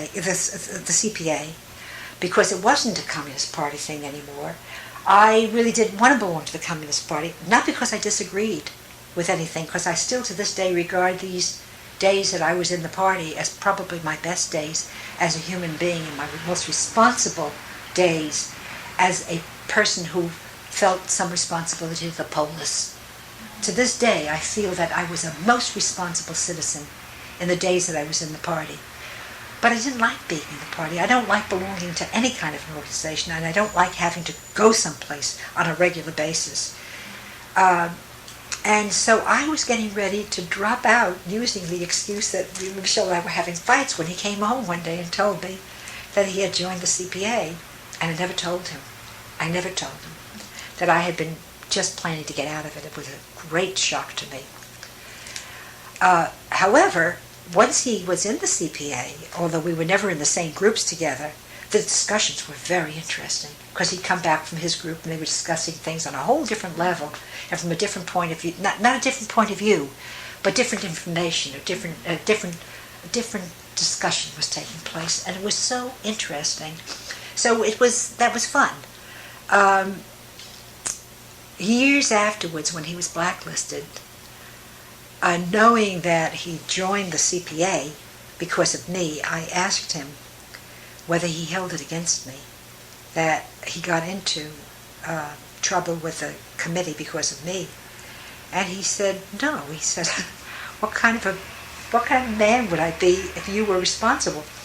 I'm perfectly, if I made a decision because of you, then I have to be able to put up with that decision, You had no responsibility for my making the decision. I'm capable of making my own. And if I made a bad decision, it's not, or for a bad reason, that was not your responsibility. But he added, he said, however, because at some point when Browder was kicked out of the party, it went back to being the CP. And that's at a point in time where everybody was already beginning to get out, because the storm clouds were very, very clearly there. Gathering. And then there was the famous Dupre letter attacking the communist, the CPA, for not being a socialist organization, or not being true to communism, attacking Browder, which that led to the expulsion of Browder. So there was a lot of turmoil going on, and people were not dropping out largely because they didn't want to be part of the rats leaving sinking ships, and they didn't want to be part of the growing panic that was taking place in Hollywood. But I remember that, what I'm trying to say is that in that interim, the CPA again became the CP, so there is a short period of time when Michel is technically in the CP. Very short time. And when I asked him that question about, do you hold it against me that you got into such trouble because of me? he said, no, the first thing, I've already told you what he said. And he said, and then it gave me a point of view by which all my values, it gave me a point of view which dictated my value system. And it's a good value system, and I treasure it. So he never, I don't know that I could say he never was sorry for that, but he didn't resent the experience. And that's the way I feel too. I know that today, with hindsight, 40 years later, 50 years later, I don't take much back except the attachment to the Soviet Union, except the support of Stalin, or the defensiveness about Stalin and the whole regime, and the lack of credence given to the dreadful things that were going on as if that were propaganda. That is very sad, and I regret that. But I don't regret the experience of either the education or the attachment of values to a theory of socialism. I haven't found anywhere in the world where that socialism has worked. But the idea of that kind of a more equitable form of distribution, which would be possible under a socialist regime, still seems to me to be very just, very fair. So I don't regret that. And I don't even regret the fact that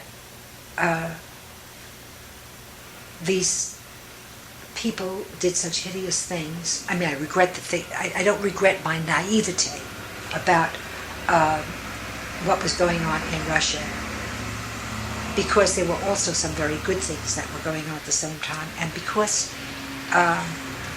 ill-informed, or right or wrong, they stemmed from very good idealistic commitments on my part. Now, having said that, I never did anything for the Communist Party. I didn't stand on the street corner giving out leaflets. I didn't do any of the things that except had very good values and talk up those values to other people as well. So tell me how all the trouble started. All right. Now, you should read a book by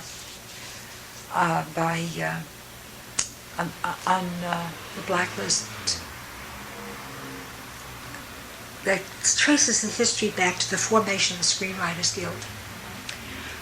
The studios had tried in the early 30s to set up a company union, and under the leadership of communists, and they were very good trade unionists. They really were. They were awfully good. They worked hard. I regard the work I did in my trade union as because I was a trade unionist. That was my union, not because I was a communist, but I got well educated by the communists about how to be a good, responsible trade union leader.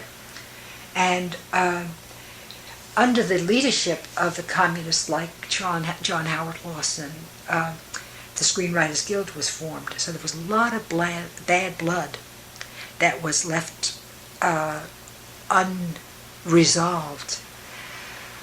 So that with the beginning of the Cold War and the Iron Curtain speech of Churchill, the political mood in the country changed. Concomitant with that comes the big Hollywood strike as to whether the democratically controlled unions were going to be able to prevail within the industry, or whether the unions under Willie Byoff and Willie Brown of the IATSE, the International Alliance of Theatrical Stagehand Employees, they were in cahoots with the producers, whether they would run the back lot. So that struggle began, and everything lent itself to the anti-communist hysteria. So you don't want me to tell you the story of the blacklist. You really want me to tell you the story of Michelle's involvement with the blacklist.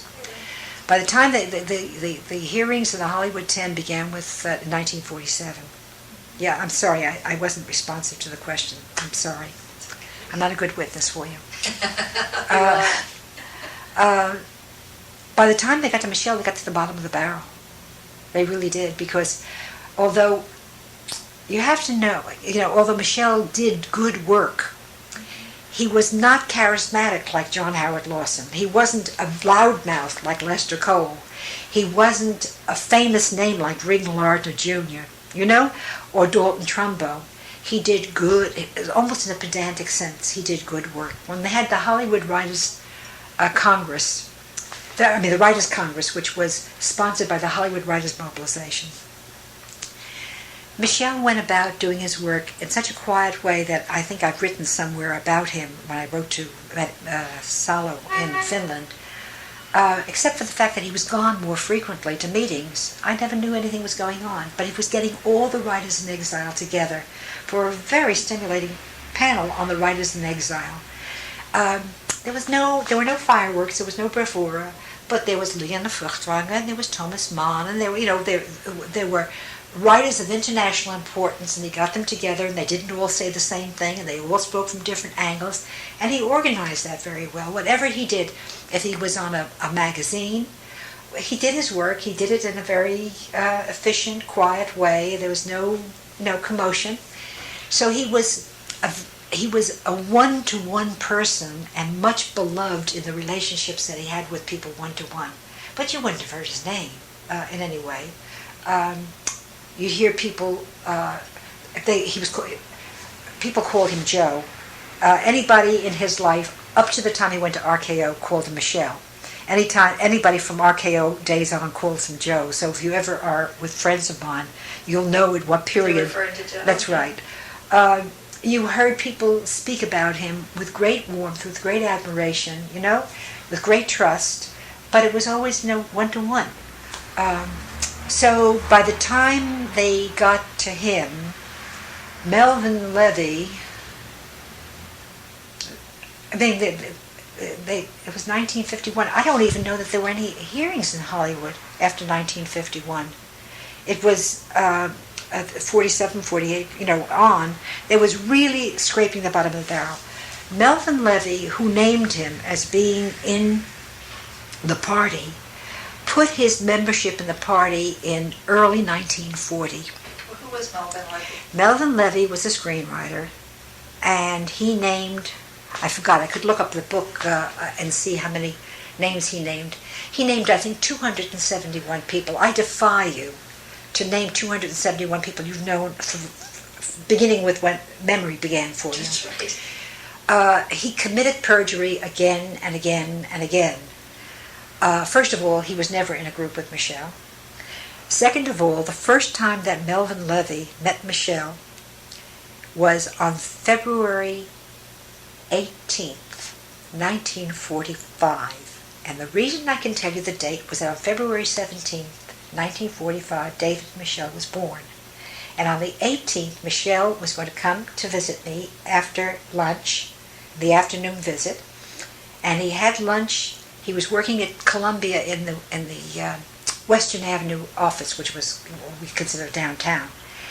And he went to lunch at the Brown Derby, and Melvin Levy was one of the writers at the table. And when he came to see me that afternoon, he said, "Have you ever met Melvin Levy?" And I said, "No, but I think I've covered some stories that he wrote." He said, "He is the oiliest man." He said, "You have the feeling when you shake hands that you've got to wipe your hands." He said, "Oily, He disliked him intensely, and I think he, at one point, Melvin said something about he's a Jew. And Michel said, "Well, you don't have to lower your voice, Melvin. It's not a 4-letter word." And Melvin didn't like that, but that's not why he mentioned him. He mentioned him because the committee had given him a list of 200 and odd names to read off.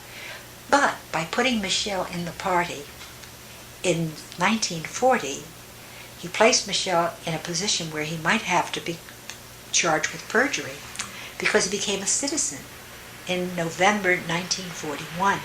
And when he took his oath of citizenship, he swore that he was not then or had ever been a member of the Communist Party. And that was true. That was an honest oath. But in that blacklisting period, we were so frightened because there were some writers who were charged with perjury for having sworn falsely when they became citizens. And there were some who escaped to Canada to avoid being, perjury was a 5-year rap.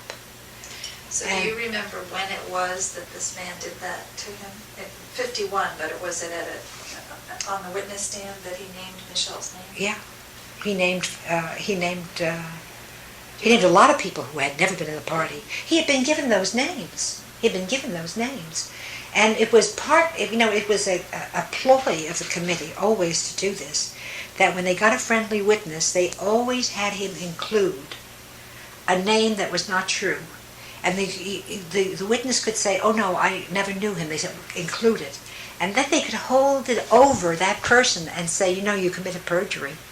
And then that person would have to go to the American Legion and make speeches, and they could always make that person come back for another thing of testimony and do whatever they wanted them to do. Did you know before he testified that he was going to name Michelle? No. Do you remember how you heard that he had? Well, he was... we didn't know it until Michelle appeared and they read the testimony. Oh, I think... Michelle was summoned to testify also. And Michelle was subpoenaed. I see. And he appeared before the committee, and I think they I can't remember now, that's a good question. I think, wait a minute, I think, I would have to look it up. The hearing, the publications of the hearings, I'm no longer, they were not available 2 years afterwards. They said they were out of print, but they weren't available, and I don't know. I know some people who have a full set, but I would have to find out if Melvin Levy testified in 51. That's entirely possible, but we had no notion of Michelle having been named. But you never did until you got to your subpoena. So when was he subpoenaed, do you remember? Michelle? Yeah. In 51. When, do you remember? I was just wondering if you remembered it as a scary day or when it came. It was the day after was the day after they offered him a contract for the new series and to double his salary. I don't remember the month. I know that there were months between the time that I could tell by looking at the date of the time that he testified and going back 3-4 months. I could tell when the subpoena arrived, probably around May, and it may have been October or November when the hearings took place. And did you go to the hearing? He wouldn't let me. If you read the introduction on palimpsest, it tells how I got to be friends with Lucy, because he refused to allow me to go to the hearings because he didn't trust that I wouldn't make a scene.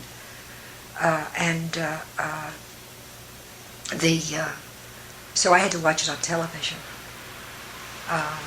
And he testified on Friday, the last day of the hearing. So all week long, you never knew when he was going to be called. But you knew that when you got a subpoena, you knew that somebody had mentioned your name. What did they ask him? Well, they asked him, are you now or have you ever been? The usual question. What did he say? He said that when he got his job, he took a split fifth. Instead of taking a fifth, that was the first time that was used in 1951. And he did that impulsively because Bill Blowitz, who had been testifying before him, took a split fifth and gave him an idea. I don't know what that is. Well, usually you took a fifth and refused to answer any questions. Right. And in a split fifth, you put down a date from which day you would not answer any questions. No, you wouldn't answer any questions before that date, say. So in some funny way, Michelle was trying to protect his Frank Wisbar, who was his friend and who was his boss, and who had hired him for Fireside Theater. And he didn't want Frank to be hurt. So he said, when I was employed by a Fireside Theater, I assured the agency and my boss that I was not a member of the Communist Party.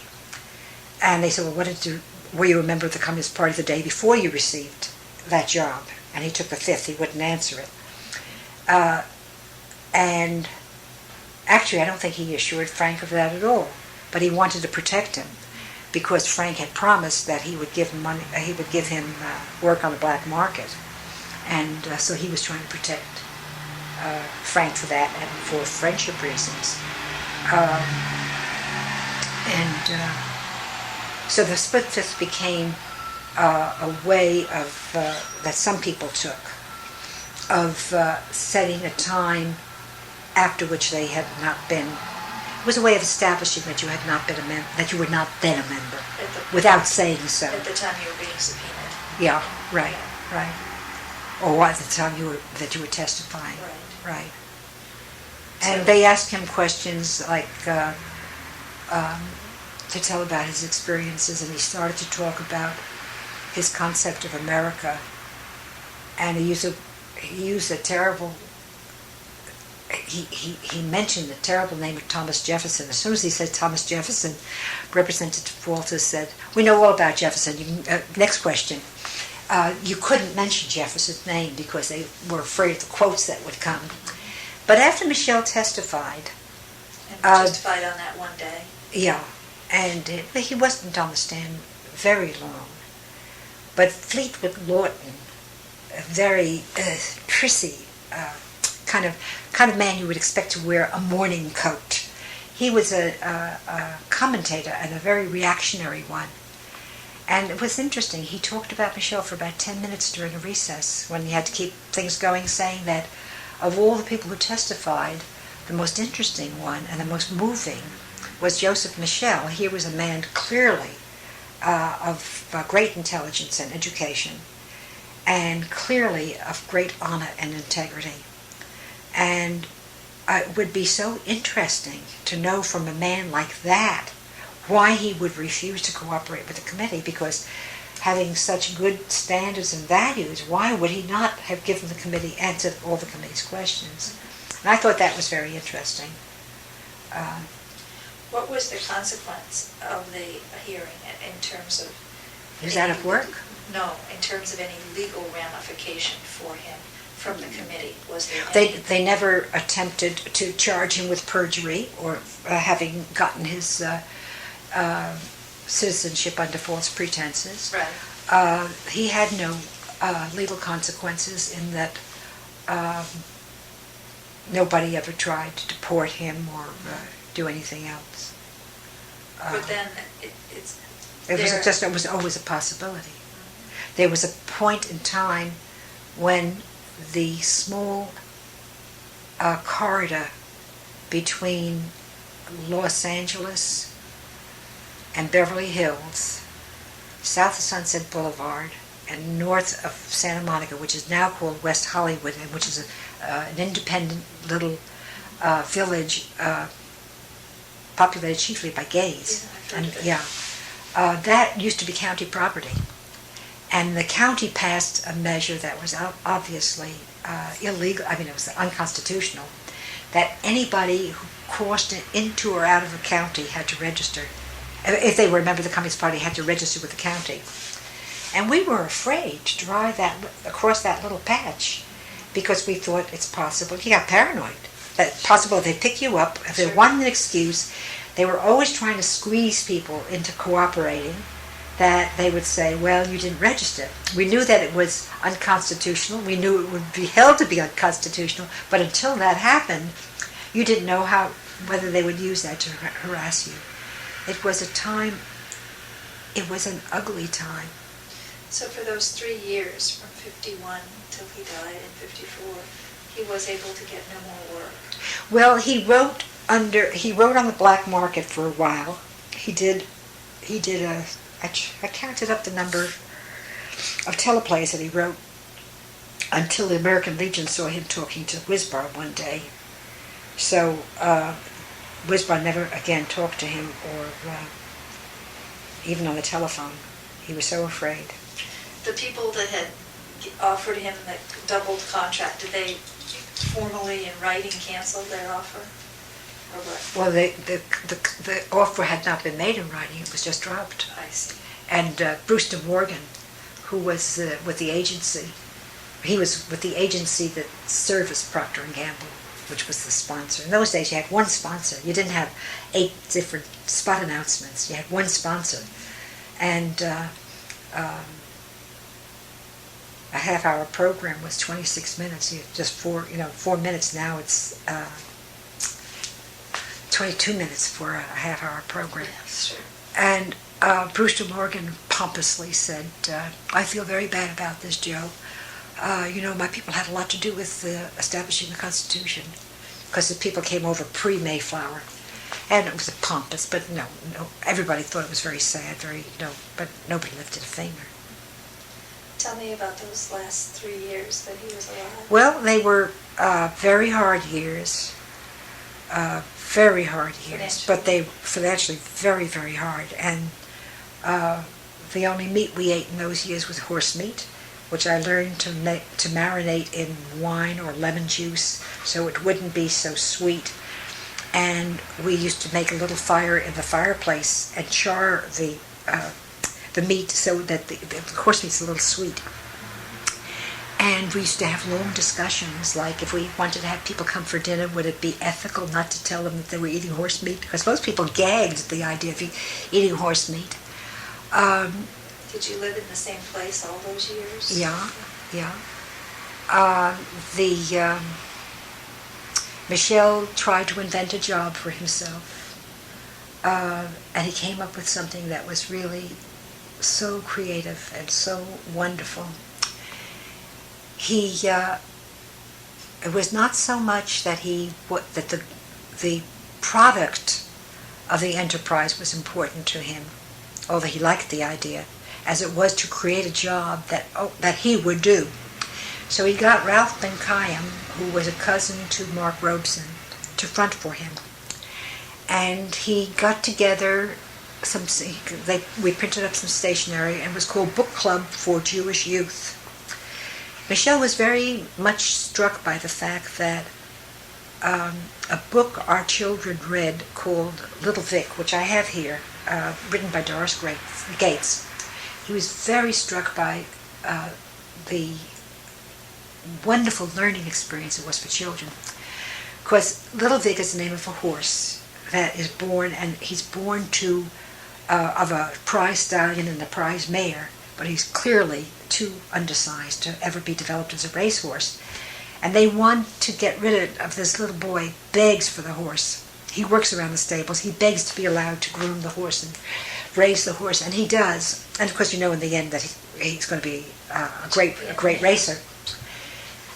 But the boy has all kinds of learning adventures about how to take care of the horse and all kinds of things that happen. And you're not until you're 2/3 past the book. This is a book for children. You're 2/3 into the story when you find out that this young lad is insulted with a racial slur that you find out for the first time that he's black. Well, if you're a kid and you're reading this, it's such an outrageous thing to have somebody attack this young person only because he's colored.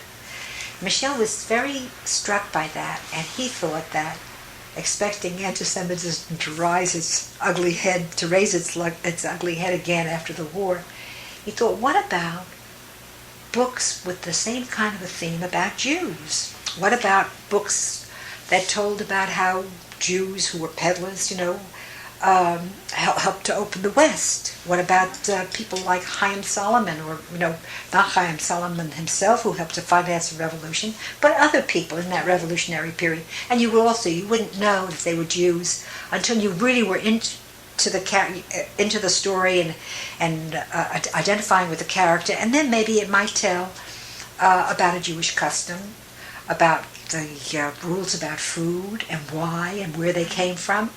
And so he wrote to, again, exploiting the people he knew, he wrote to Furchtwanger, who said he would do something. He would be very glad to write on spec you didn't have to pay him for it.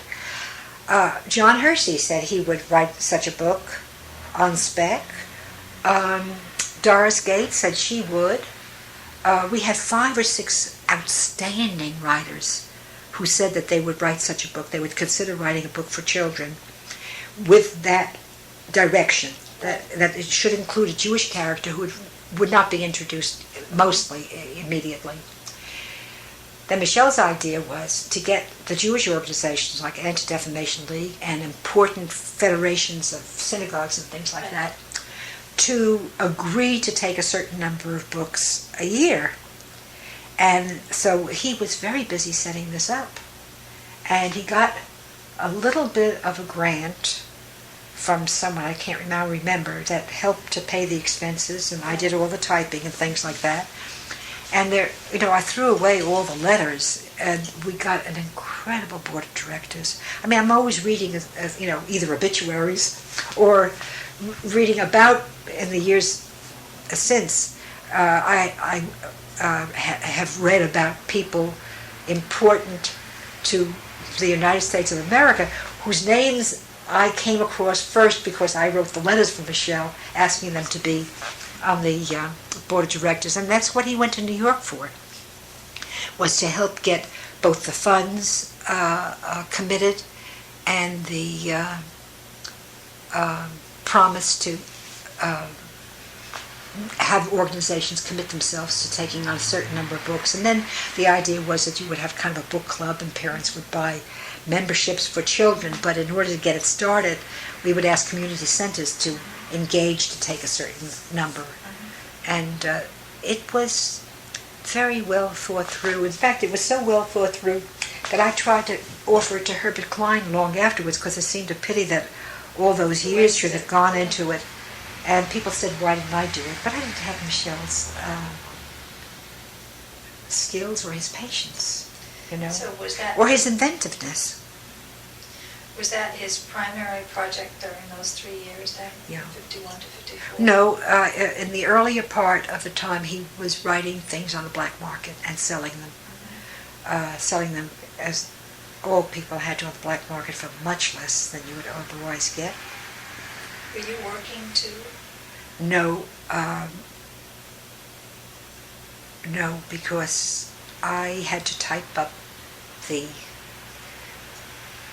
stuff he was writing, and I had 2 kids. I got rid of the housekeeper, and I began toward the end when Michelle went. See, Michelle and I were separated for the first time in our marriage, and first time in our relationship, when he went to New York for 13 weeks to try to set this up. He was also trying to find work in the black market, and there was a little bit of a kibbutz going on in New York City with blacklisted people, and they were a very closed corporation. He couldn't break into that, which I resented a lot, that they didn't try to help him out, but they were holding on to everything that they could get themselves. And it was, Hollywood was a very, very class-conscious and closed group. They were little in-groups. Some of them overlapped. Most of them did not. Directors mostly were with directors and writers with writers. And, it was... salary brackets was another grouping. $5,000 a week writers didn't have much to do with $52.40 a week writers. So... Did your family help you out some during that period? No. As a matter of fact, Rosa, who was very well off... His sister. Yeah. Her husband said, she was well off because of her husband. When her husband got out of a concentration camp, he escaped with enough diamonds to put himself... No, he was given the diamonds by another inmate who said he didn't have the courage to risk getting picked up. And they knew that Matis was going to make an escape. So he gave them the diamonds that he had escaped with, that he had been, I don't know how he hid them or what he did with them. But this was a concentration camp of the French. It was not, the French considered anybody who came from Austria or Germany and they considered them enemy aliens. But they didn't treat people the way the Nazis did. Extermination camp. No, they didn't. They simply imprisoned them in camps because they didn't know which of them might not be, working for the Nazis under the subterfuge of being a refugee. So it wasn't that kind of a harsh camp, and when once a month they took them to the dentist, they all marched along the road. They didn't have that many guards. But, they tried to track down people who ran away. And when Mattes confided that he was going to try to escape,